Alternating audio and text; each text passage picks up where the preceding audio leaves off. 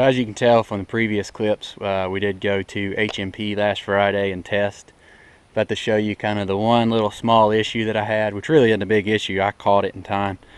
But I did one hell of a rolling burnout. That's where all this rubber come from.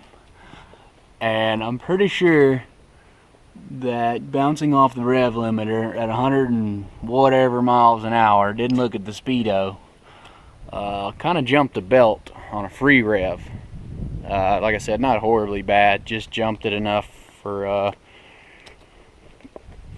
just one rib, and it ended up coming off. I just cut it off there and still ran it at the track, but I also got my new headlights installed too.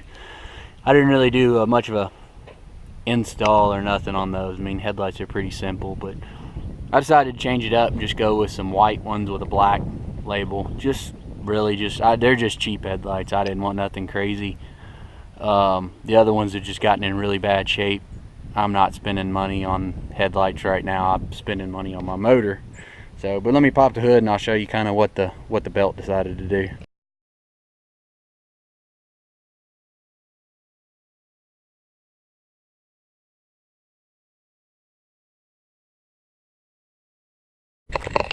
So as you can see, the belt decided to eat one rib of itself. I'm pretty sure that rolling burnout at 4,500 plus RPMs, basically free rev with no load on the motor, just completely annihilating the back tires in two-wheel drive. I think it decided it jumped just a hair and decided it would spin the belt a little off.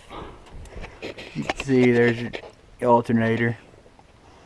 Like I said, not horribly bad. I mean, that belt's been on here for 2.5, 3 years. I'd have to go back and look at when exactly I put it on, but it doesn't really bother me. It's part of it. Still ran good at the track. I'm highly impressed with the whole setup.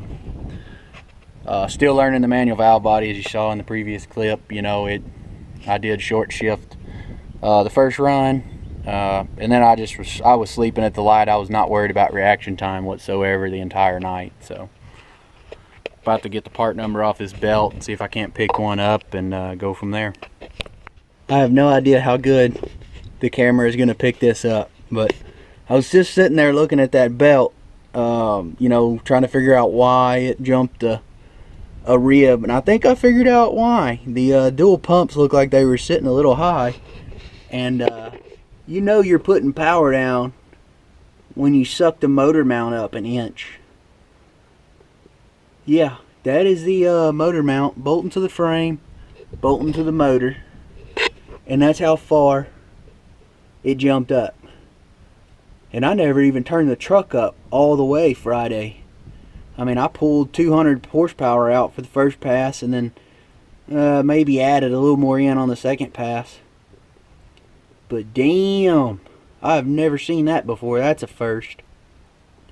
So that's what I'm gonna work on today, is getting this motor put back in. Like I said, you're making some power and some torque, all the horse torques, when you suck a motor mount up. And those are semi-solid motor mounts too.